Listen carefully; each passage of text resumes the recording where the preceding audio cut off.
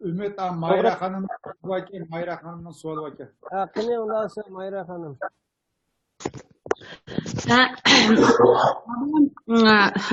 Mening yana Abdullah Nur apandimga savolim mushu hamma chiqarilganlarni o'ziga loyiq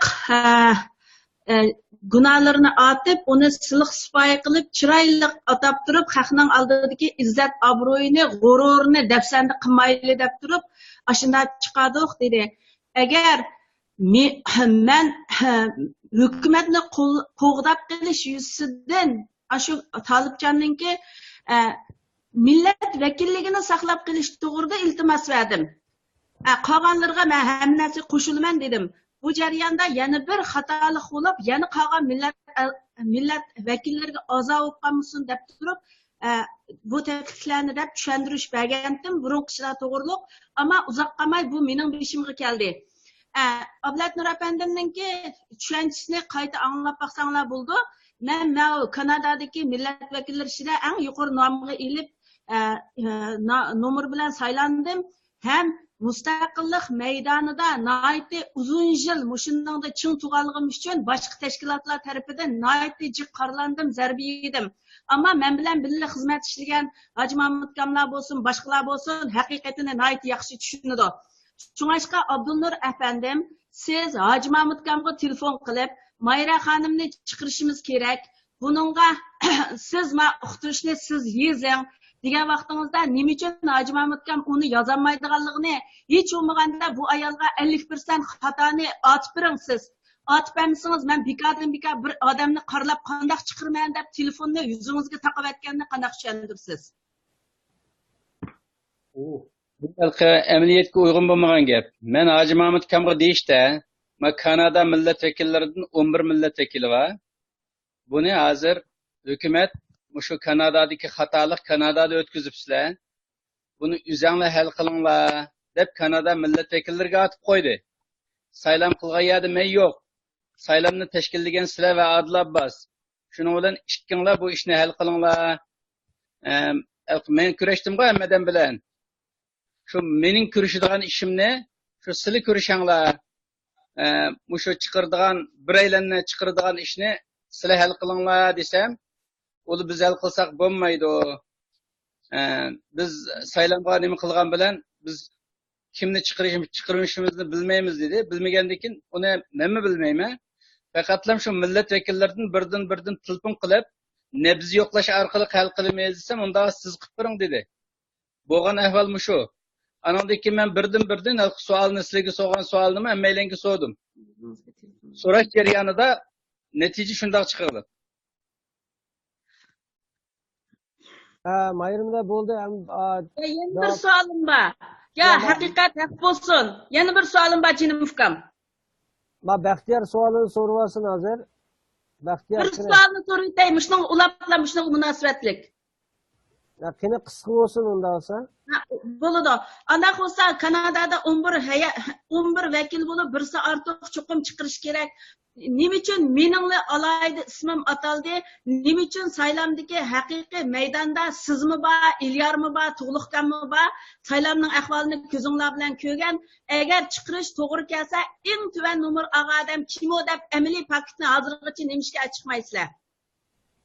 Va'da bizga eng jiq nomer olgan odam, eng oz nomer olgan odam deb bildirilmadi. Va'da e'lon qilinishda hammadan obdan nomer bilan yaxshi o'tdi deyildi. Bizda va'da hammadan o'xshash saviyada saylandi deydigan ma'lumot keraklik bizga. Unda bo'lgandan keyin u kimning azag'an, kimning jiq olganligini biz bilmaymiz. Agar shu saylam tutunaga deydi-ku, saylam bo'lgandan keyin shuningga qarasak bo'ladi, shu Torontoda bo'lgandan keyin qarasanglar bo'ladi uningga. Baxtiyor qani. Men ama shunday savollar deydi, shu 11 o'rinni kim egallagan deydi, shuni so'rab boqaylik. Endi men shu bir ozgina bir tushuncha bergandim topda. Endi buni meni yog'anchiga chiqarib, meni yog'an gaqilding deganlar qarindoshlarimizmi bo'ldi. Men buningdan endi ranjimayman. Ama haqiqatan mana haqiqat. Ablat Nurdanullah hozir ajoyib yaxshi gapni qildi. Ashuni tutanog'i bo'lish kerak deb. Masalan, hozir mishad so'zlayapmiz. Butun tutanog'i o'sha Zoomda saqlanig'liq bo'ladi. Ya'ni buningki o'rnaklari. Endi bir saylanma bo'lgandan keyin birinchidan agar shu saylanning yetakchilik qilgan odamlar agar shuningki tutanog'ini ya'ni shu yerdagi nima deymiz dalilni saqlab qolmagan bo'lsa demak bu yerdagi bularninki bajariksizligininki bir javobi bo'ladi. Agar shuni saqlamagan bo'lsa bu yerda yo bajariksizlik yoki mas'uliyatsizlik va yoki bo'lsa bu yerda bir saxtikorlik borligining ifodasi bo'lib qoldi. Agar shuning tutanog'i yo'q bo'lsa endi men chunki u yerda menga qo'yilgan bir savol oldu. Bu yerda bir tushuncha bo'lib ketsin Ablat Nurdanullohning gapiga men qoyil. Chunki Ablat Nurdanulloh ko'rinmaydi. To'g'ridan qatnashdi Ablat Nurdanulloh. Ablat Nurdanullohga berilgan javob hammasi saylandi, bo'ldi degan bo'ldi. Ablat Nurdanullohninki bu yerda kim qaysi o'yini og'inda bu Ablat Nurdanulloh ko'rinmaydi u yerda. Ammo u yerga men şahit olup çakırılgan adamlardan birisi. 3 şahitning biri. Biri Adil Abbas, yana birisi İbrahim Qaragin, yana birisi men. Endi bu yerdagi saylamda eng töven numarını aldı deydiganga kim qancha numara aldı deganni yozmadik. Ammo eng töven numarını ip qaldı degan odamda boshqalarning hammasi to'liq uyagan ashada. Töven uyagan odamdan 2 numar kam edi. Bir odam emas, 2 odam bu yerda hammas uch qilib ketish kerak. G'ulam Kam bilan Ablat Nurdamullomga men o'tganda topdim shu gapni dedim. G'ulam Kam bilan Ablat Nurdamullomga 2 odam shu yig'in zaldagi odamlar uy bermadi qog'ozda. Bermabdi. Endi buni men nima deb tushundim degan chog'da Ablat Nurdamulloh bilan G'ulam Kamningki Edmonton degan yerda bo'lganligidan Torontodagilar balkim bularni to'lamaganligidan bu ishga odam o'y bermidi deb o'yladim. Lekin bu yerdagi töven numar oldi degan gap haqiqat. Ablat Nurdamulloh bilan G'ulam Kam ashadagi butun hammasi to'liq o'y oldi. Ablat Nurdamulloh bilan G'ulam Osmon Efendi ikki ovozda kam oldi deydi. Endi demokratik sistem bilan bo'lsa 11 odamning ichidan chiqib ketish to'g'ri kelsa, men haqni so'zlayman deb so'zlayganim shu chiqib ketish to'g'ri kelib qolsa, shu töven numar olgandan chiqib ketish boshlanish kerak asli. Ammo endi qog'inni Janob Alloh qarindoshlarimizga insof bersin. Ablat Nurdanulloh degan shu tutanoq o'ttirg'i chiqsa, hamma narsa o'ttirg'i chiqadi asli. Ammo bu ish nihoyatda chiroyli uslub bilan hal qilindi. Alloh razı olsun. Dilshod Hojikam bu yerda men fidokorlik qilay deb bu fidokorlikni qildi.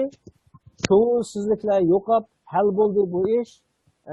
Endi bu yerda Ablat Nurdanullohning bir narsani dedi, cho'qim tutanog'i bo'lish kerak deb. Bu tutanoq tarixda yoziladigan narsa. Agar ashadagi yig'inning shu tutanog'ini saqlamagan bo'lsa, bu yerda bir yo yolg'onchilik bor degan gap va yoki bo'lsa bu yerda mas'uliyatsizlik bor va yoki bo'lsa bajariksizlik bor bu yerda. 3 narsaning biri undan boshqa narsa emas.